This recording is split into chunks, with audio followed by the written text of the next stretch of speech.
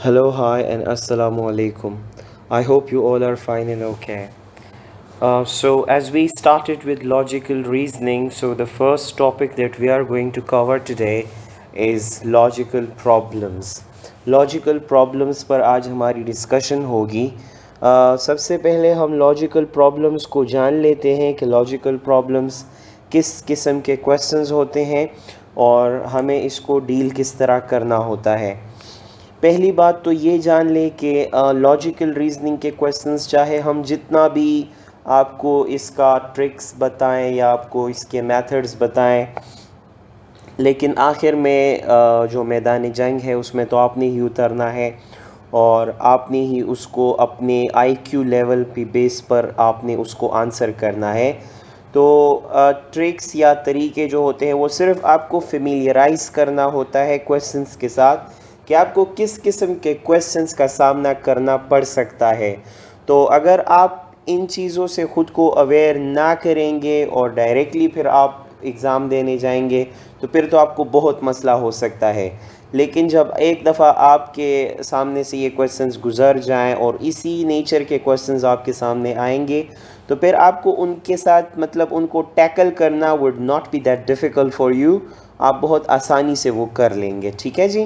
तो logical problems में असल में होता ये है कि आपको मुख्तलिफ़ किस्म के पज़ल किस्म के क्वेश्चंस दिए जाते हैं और इसमें आपका जो रीज़निंग का स्टाइल है, जो रीज़निंग का तरीका है वो देखा जाता है कि आप एक इंफॉर्मेशन के बेस पर क्या रीज़निंग कर सकते हैं और उसके बेस पर आप क्या जो है वो सलूशन निकाल सकते हैं, किसी प्रॉब्लम को हल कर सकते हैं. इस पर आपको जो क्वेश्चंस दिए जा सकते हैं वो डिडक्शंस के भी हो सकते हैं. इसमें आपको लोकेशन फाइंड आउट करना भी दिया जा सकता है, एज फाइंड करना भी दिया जा सकता है, ब्लड रिलेशन फाइंड करना भी आपको दिया जा सकता है. ठीक है. तो इस तरह के मुख्तलिफ़ क्वेश्चंस आपको सामने आ सकते हैं. हम क्या करेंगे कि मैं आपको बताऊंगा कि ये क्वेश्चन मैं किस तरह कर रहा हूँ, तो आपने सिर्फ उस मेथड को फॉलो करना है कि लॉजिकल रीजनिंग के जो क्वेश्चन होंगे और लॉजिकल प्रॉब्लम के पर्टिकुलरली तो वो हमने कैसे करने होंगे. स्टार्ट करते हैं. स्क्रीन के ऊपर हमारे पास जो टॉपिक है वो है लॉजिकल रीजनिंग. अब लॉजिकल रीजनिंग पर जो क्वेश्चन मुझे दिया है वो है read the given information and answer the questions accordingly. 7 persons live in a street having houses in line. Consider the following. अब ये जो है ना ये सारी इंफॉर्मेशन मुझे दी है. अब इस पर बेस जो है मुझे मुख्तलिफ़ क्वेश्चन दिए हैं, जैसे who lives in the second corner, who lives in the middle, who lives between B and G, blank is the neighbor of A, there are blank houses between B and E. ठीक है. तो मुझे इसको करने के लिए दिमाग में इन सारे सिस्टम को नहीं करना, ये अपने जहन में ये सारी कैलकुलेशन नहीं करनी है. बहुत ही आसान तरीका है. तो सबसे पहले मैं क्या करूँगा कि मैं अपने लिए एक टेबल बना दूँगा. अब यहाँ पे है 7 पर्सनस, तो मैं 7 पर्सन के लिए एक इस तरह का फिगर बना लेता हूँ जिसमें मैं 7 लाइंस लगाता हूँ. 1 2 3 4 5 6 एंड 7. ये 7 लाइंस मैंने बना लिए. अब मैं ज़रा इस इंफॉर्मेशन को गैदर करता हूँ. तो मेरे पास है A lives in the corners house. अब मुझे ये नहीं पता कि ए जो है वो इस कॉर्नर में रह रहा है या इस कॉर्नर में रह रहा है. ठीक है. तो मैं अभी ए को किसी पर भी कंसिडर नहीं करता. और यहाँ पे है सी इज़ बिटवीन ई एंड जी. तो जो सी मेरे पास है वो ई और जी के बीच में है. तो ये इस तरह भी हो सकता है कि सी और जी के बीच में ई आ जाए, या इस तरह भी हो सकता है कि पहले जी आ जाए फिर सी आ जाए फिर ई आ जाए. तो ये दोनों तरीक़ों से पॉसिबल हो सकता है. ठीक है. There is one house between D and F. फिर मेरे पास है डी और F, तो इनके बीच में मेरे पास एक हाउस आ रहा है। ठीक है, ये मेरा इंफॉर्मेशन हो गया। F is the neighbour of G।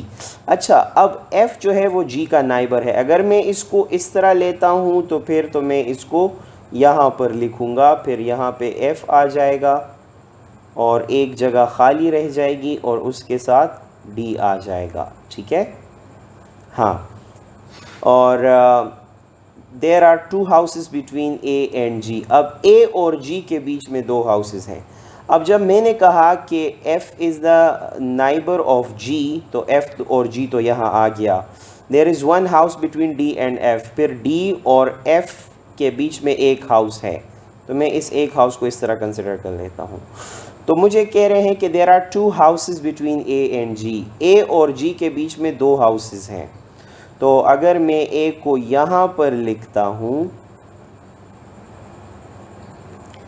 तो G और A के बीच में दो हाउसेस यहाँ पर आ सकते हैं। ठीक है, फिर मेरे पास जो इन्फॉर्मेशन होगी वो ये होगी कि A lives in the corners house, तो A मेरे पास इस कॉर्नर में आ गया।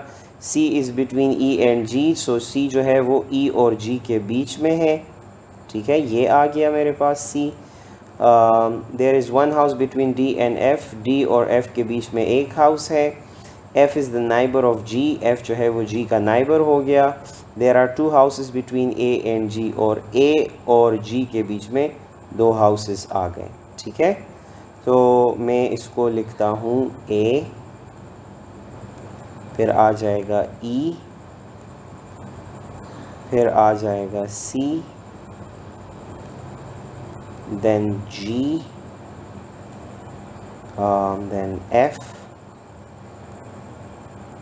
This place will be left blank और यहाँ पर आ जाएगा B। ठीक है, अब इसके बेस पर मुझे who lives in the second corner।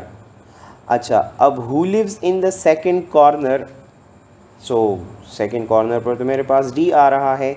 सो जो करेक्ट ऑप्शन होगा वो मेरा आ जाएगा D। ठीक है, ये मेरा करेक्ट ऑप्शन हुआ। फिर who lives in the middle, तो देखिए हमारे पास 1 2 3 4 5 6 7 हमारे पास घर हैं। तो 3 एक साइड पे, 3 दूसरे साइड पे, सो जो सेंटर में आ रहा है वो है G। सो हमारा जो करेक्ट आंसर होगा वो होगा G। फिर हम देखते हैं who lives between B and G। अब B और G, तो देखिए B तो हमारे पास गिवन नहीं था, तो हमें इस थर्ड ऑप्शन से पता चला कि ये जो ब्लैंक जगह है इसमें आएगा B।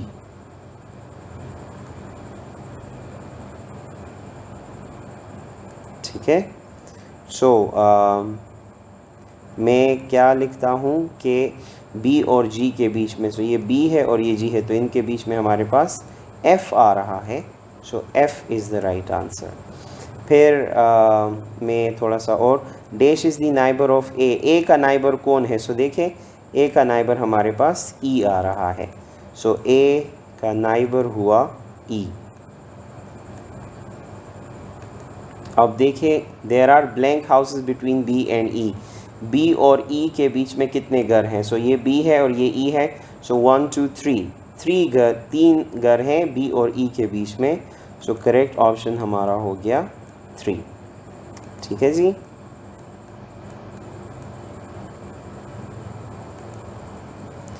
हाँ।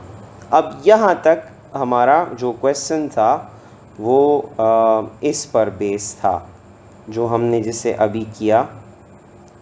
तो ये जो 5 क्वेश्चंस थे ये इस इंफॉर्मेशन पर बेस थे जिनको हमने अभी ऑपरेट किया।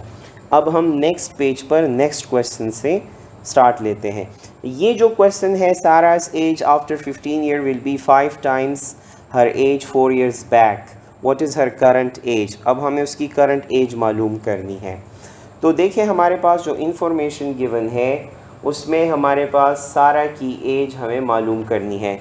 तो अगर मैं सारा की करंट एज ले लेता हूँ, यहाँ पर मैं थोड़ा सा टेक्स्ट का ऑप्शन यूज़ करूँगा, तो मैं इसको इस इंफॉर्मेशन की मैं स्क्रीनशॉट ले लेता हूँ, यहाँ पर मैं इसको पेस्ट कर देता हूँ। अच्छा जी, थोड़ा सा इसको क्रॉप करके ताकि आपको ये सही से नज़र आए,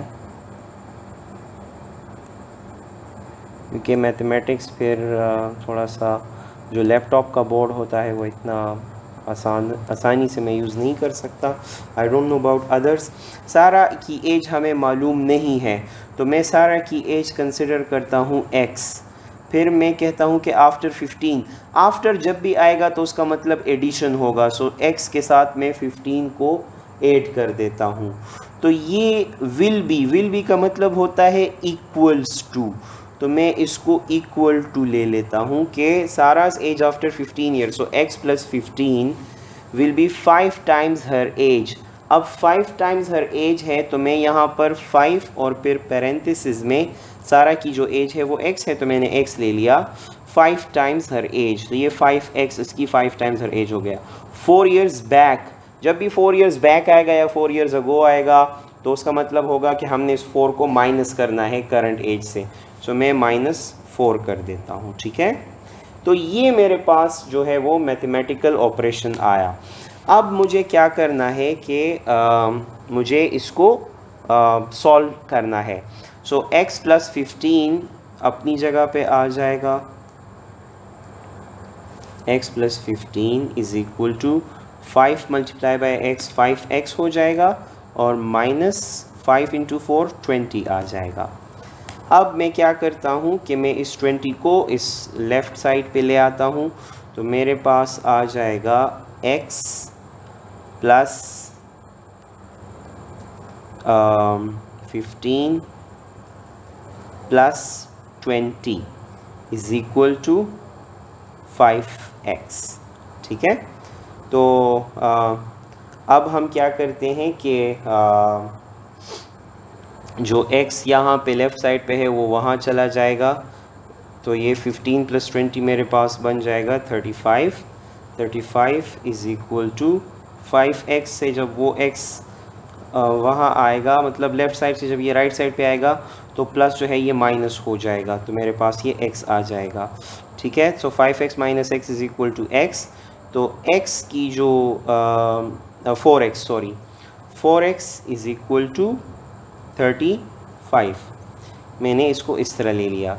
अब मैं 4 को क्या करता हूँ कि मैं इसको दोनों साइड्स पर डिवाइड कर लेता हूँ, तो मेरे पास आ जाएगा 4x divide by 4 is equal to 35 divide by 4। तो 4x जब 4 पे डिवाइड होगा तो हमारे पास x रह जाएगा, और 35 को जब हम 4 पर डिवाइड करेंगे so we will get some 8.75 as our answer। ठीक है, so 8.75 जो है ये हमारा आंसर हो जाएगा। ठीक है जी, अब हम इसको यहाँ पर देखते हैं, so we have got 8.7, so 8.7 जो है ये हमारा करेक्ट आंसर हो गया। I believe it is clear. इसी तरह हमारे पास नेक्स्ट जो क्वेश्चन है वो है, 4 friends in the 6th grade were sharing a pizza. They decided that the oldest friend would get the extra piece. John is 2 months older than Peter. हाँ, अब ये देखिए कि ये भी मैं ज़रा इसका भी मैं स्क्रीनशॉट लेकर आपको वहाँ पर इसको सॉल्व करता हूँ। ठीक है जी,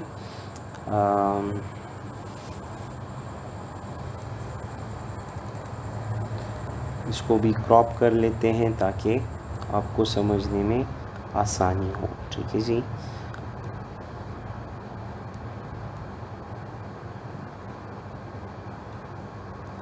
ओके। सो मेरे पास जो इन्फॉर्मेशन है वो इस तरह है कि John is 2 months older than Peter. तो जॉन जो है वो पीटर से 2 साल बड़ा है, तो बड़े के लिए मैं यहाँ पर ग्रेटर देन का साइन ले लेता हूँ। इस साइन का मतलब होता है ग्रेटर देन, ठीक है। John is 2 months older than Peter, तो जॉन पीटर से बड़ा हुआ। Who is 3 months younger than David, अब पीटर जो है वो डेविड से 3 साल छोटा है, मैं 3 months, तो मैं इसको यहाँ पर ले लेता हूँ कि John is 2 months older than Peter who is 3 months younger than David, तो डेविड पीटर से भी बड़ा हुआ।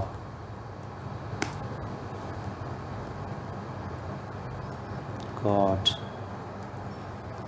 फिर है 3 months यंगर देन डेविड। फिर है Simon is 1 month older than Peter, Simon जो है वो भी पीटर से 1 महीना बड़ा है।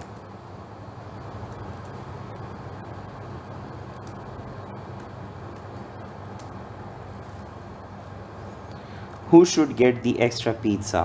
तो अब देखते हैं कि जॉन जो है वो पीटर से 2 महीने बड़ा है।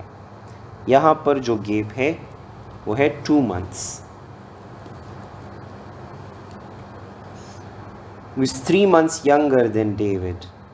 अब पीटर जो है वो डेविड से 3 साल छोटा है, ये जॉन से 2 महीने छोटा है और पीटर डेविड से 3 महीने, सो ऑब्वियसली डेविड जो है वो जॉन से बड़ा हो गया।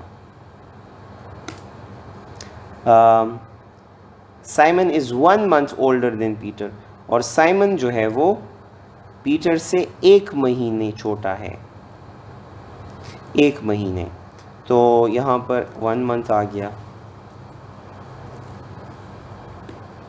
तो मतलब ये हुआ कि साइमन जो है वो जॉन से बड़ा है, बाकी सबसे छोटा है। तो इन सब में ज़्यादा जो एज है वो है डेविड की, सो डेविड हमारा करेक्ट आंसर हुआ। सो वी विल करेक्ट, ये ऑलरेडी बोल्ड भी हो चुका है आपकी आसानी के लिए, ठीक है। नेक्स्ट हमारे पास जो क्वेश्चन है वो है इन अ कोड लैंग्वेज। अच्छा, ये कोडिंग और डिकोडिंग भी जो है ये लॉजिकल प्रॉब्लम्स में होती है, ये बहुत ईजी होता है। In a code language if class is written as 3121191, then how will morph be written in that language? तो हम देखते हैं कि जो क्लास है इसको हमने अल्फ़ाबेट्स की हमने नंबरिंग करनी है। अब इसको कैसे करना है देखते हैं कि ये 3 कैसे आया। तो जब हम अल्फ़ाबेट पढ़ते हैं ए से लेकर जी तक, तो सी की जो प्लेसमेंट है, प्लेस वैल्यू है वो है 3। सी जो है अल्फ़ाबेट्स में 3rd नंबर पे आता है। फिर आता है एल, तो अगर आप काउंट करें सो A B C D E F G H I J K L, तो एल हमारे पास 12th नंबर पे आया। फिर देख ले ये 12 है। फिर 11 पे अब देखिए के है ना, 1 है हमारे पास 1, अब 1 पर हमारे पास ए आता है, तो मैंने यहाँ पर 1 ले लिया। फिर 19 पे, अब 12 पे एल आया है, तो एल के बाद पढ़ते हैं MNOPQRS, तो देखिए 19 पर हमारे पास S आ गया, और फिर 19 है तो फिर S आ गया। तो मतलब ये प्लेस वैल्यूज़ हैं। तो हम मॉर्फ को देखते हैं, तो मॉर्फ में जो M है वो 13 नंबर पे है, आप इसको काउंट करके चेक कर सकते हैं। फिर O जो है, सो अब देखिए M के बाद N आ जाएगा तो 14 पे होगा, और O आ जाएगा तो 15 पे होगा, तो हमारे पास O जो है वो 15 पे हुआ। फिर R जो है वो 18 पे हुआ, और फिर P जो है वो 16 पे हुआ, और H हमारे पास 8 नंबर पे आया। So the correct answer is A। Next जो हमारा क्वेश्चन है वो है if A is the son of Q, Q and Y are sisters, Z is the mother of Y, P is the son of Z, then which of the following statement is correct? तो जो correct answer है वो ए है। अब हम इसको करके देखते हैं, ठीक है। तो हमारे पास जो इंफॉर्मेशन दी गई है वो ये है कि A is the son of Q, तो मैं सबसे पहले ए लिख देता हूँ। ए जो है वो क्या है, A is the son of Q, तो मैं इसके ऊपर एक छोटी सी लाइन लगाकर यहाँ पर क्यू लिख देता हूँ, ठीक है। और ए जो है इस क्यू का क्या हुआ, सन हुआ,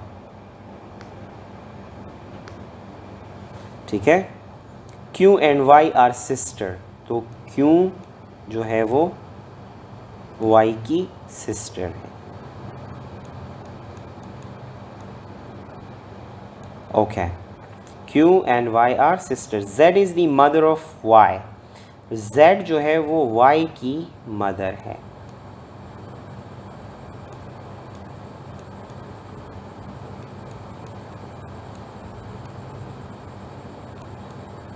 okay. P is the son of Z. अब P जो है वो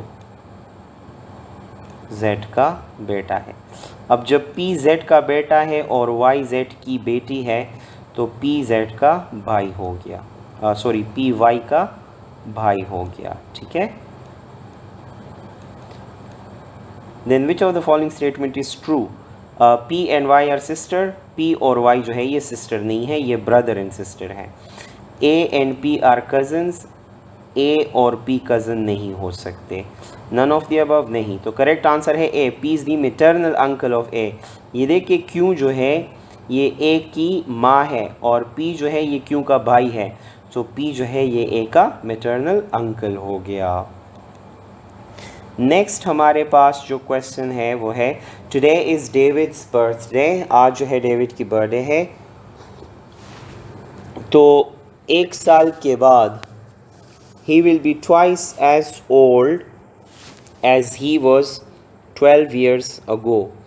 अब 12 साल पहले जो है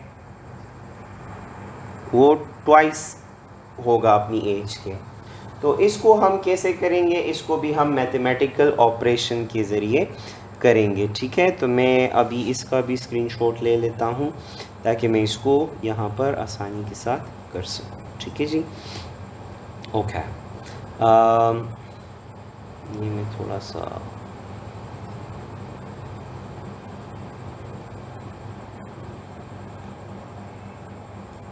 ओके जी। सो हमने यहाँ पर स्क्रीनशॉट ले ली है, हम इसको क्रॉप कर देंगे। आई थिंक मुझे ये पहले से ही कर देना चाहिए ताकि लेक्चर के दौरान फिर हमारा टाइम जो है वो बच सके, because time is very precious. अच्छा जी, तो आज डेविड की बर्थडे है। 1 year from today he will be twice as old as he was 12 years ago.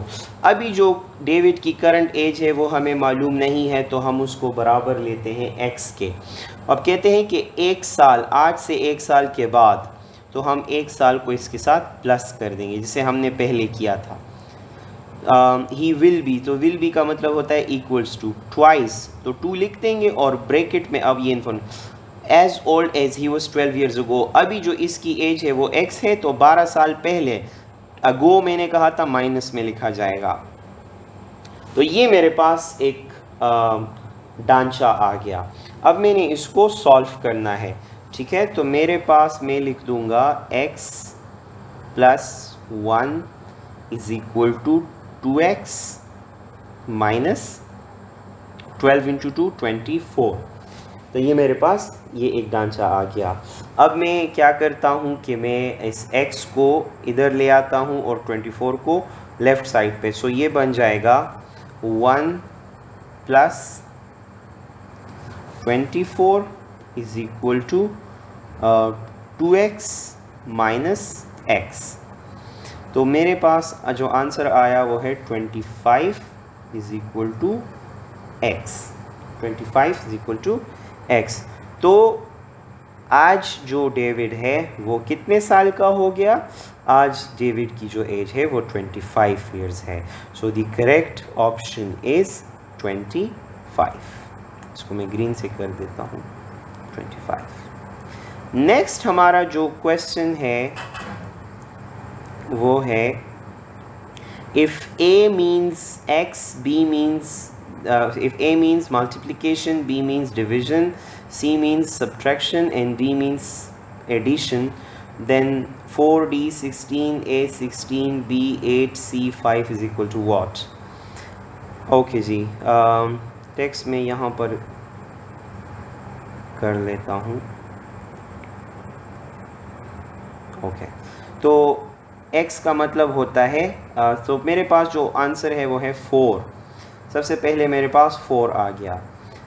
4 के बाद d है, तो d का मतलब है एडिशन, तो मैंने यहाँ पर प्लस ले लिया। फिर है 16, तो 16 मैंने यहाँ पर लिख दिया। अब क्या करूँगा मैं, 16 के बाद मेरे पास है a का मतलब होता है मल्टीप्लिकेशन, तो मैंने यहाँ पर अच्छा सॉरी 16 a, एक मिनट थोड़ी सी कंफ्यूजन है, मैं इसको इधर कर लेता हूँ ताकि आपको भी आसानी हो और मुझे भी आसानी। इसका मैं स्क्रीनशॉट ले लेता हूँ और हम इसको यहाँ पर कर लेते हैं।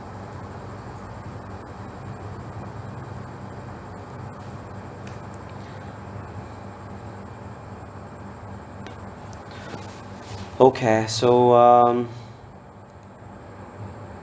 इस तरह के क्वेश्चन जो होंगे आपने इससे बिल्कुल भी घबराना नहीं है, बहुत ही आसान होते हैं। बस थोड़ी सी मैथमेटिक्स आपको आनी चाहिए, and I believe you people know और you people are familiar to mathematics. इतना बेसिक तो आपको भी पता होना चाहिए, ठीक है, because you people have studied mathematics in your matric, in your 10 years of education, 10 to 12 years, right? So हमारे पास है 4D16, तो मैं यहाँ पर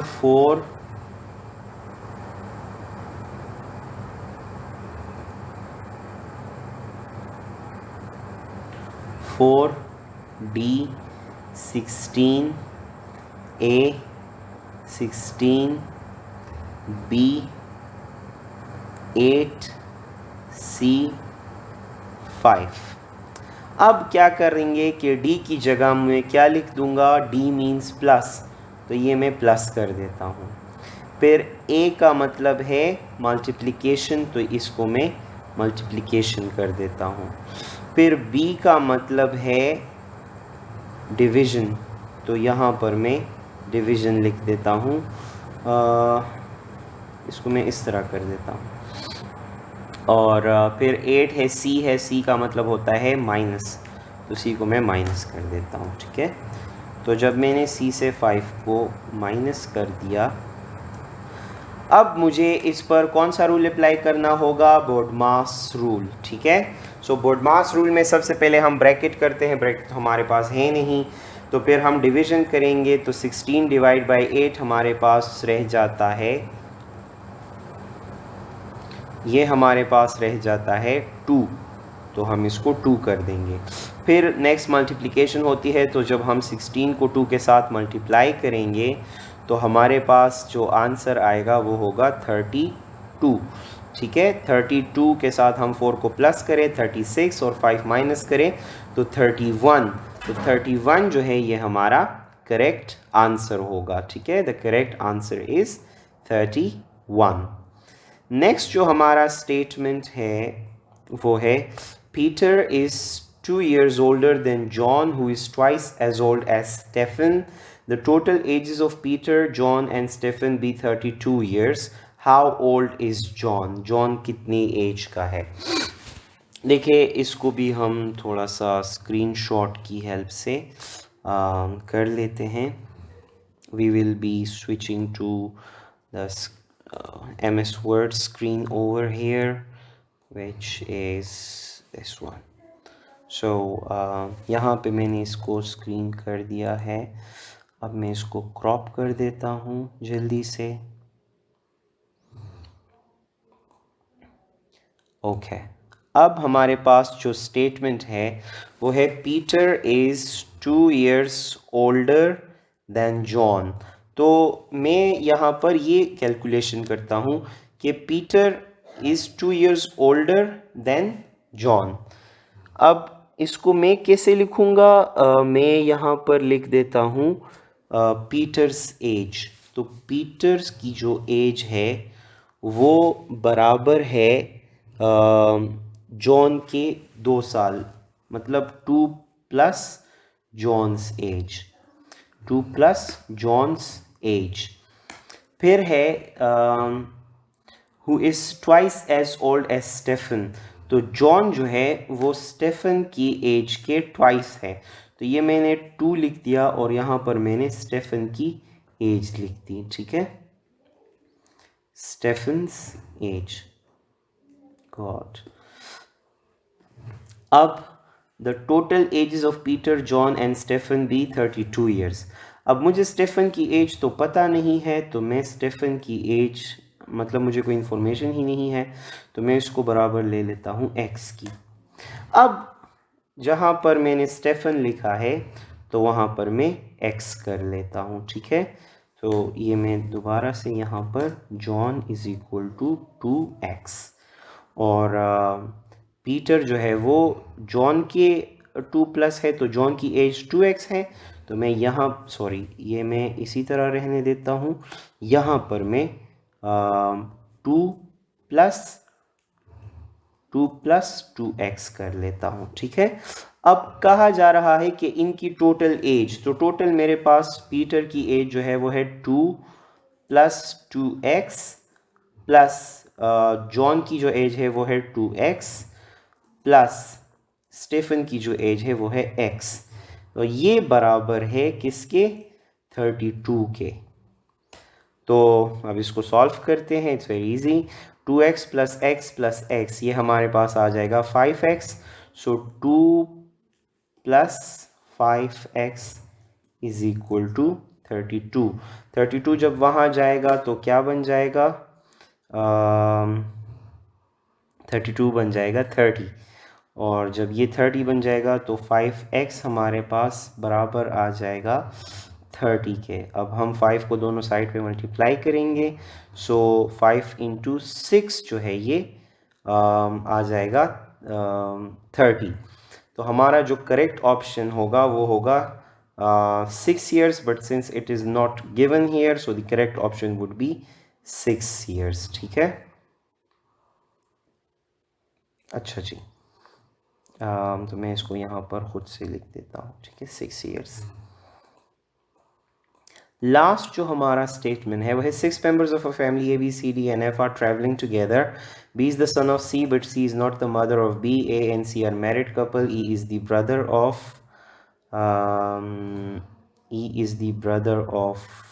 C, D is the daughter of A, F is the brother of B, how many male members are there in this family, ठीक है।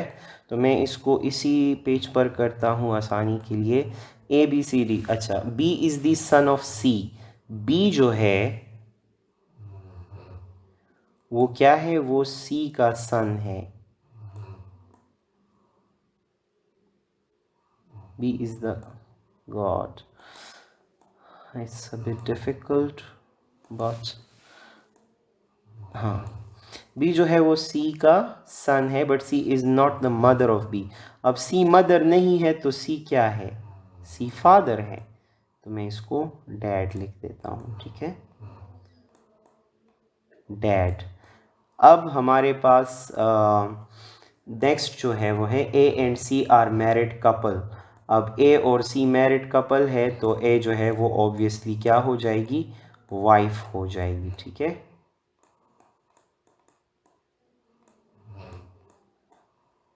Wife married. E is the brother of, E जो है वो भाई है किसका, सी का, E is the brother of C, तो ये मेरे यहाँ पर ई लिख दिया जो कि सी का ब्रदर है, ठीक है। तो मैंने यहाँ पर ब्रो ले लिया। अब नेक्स्ट जो मेरे पास इंफॉर्मेशन है वो है D is the daughter of A, D जो है वो ए की डॉटर है, डॉटर, ठीक है, बस ये डी से आपको डॉटर महसूस। बी जो है ये सन है, ये भी आप लोगों ने याद रखना है, ठीक है। हाँ, नेक्स्ट है F is the brother of B, F जो है वो B का ब्रदर है। तो क्वेश्चन हमसे क्या पूछ रहा है, how many male members are there in the family. तो इस फैमिली में जो मेल मेंबर्स हैं वो कितने हैं। तो अब देख ले कि एक फादर, एक सन, फिर एक उसका भाई, फिर एक इसका ब्रदर। तो 4 members are there who are male in this family. So हमारा करेक्ट आंसर होगा 4। ठीक है जी। तो ये हमारा लॉजिकल प्रॉब्लम पर बेस्ड कुछ क्वेश्चंस हुए। I believe you people have understood them, they are not that difficult. All that you need to do is to think about them a little, and then the rest is very easy. You can do it with mathematical operation, diagrams, or making this family map, and it's going to make it very much easy for you, and you will have no problem in logical problem ever. Thank you very much. Take a very good care of yourself. See you when I see you next. Good luck. Goodbye.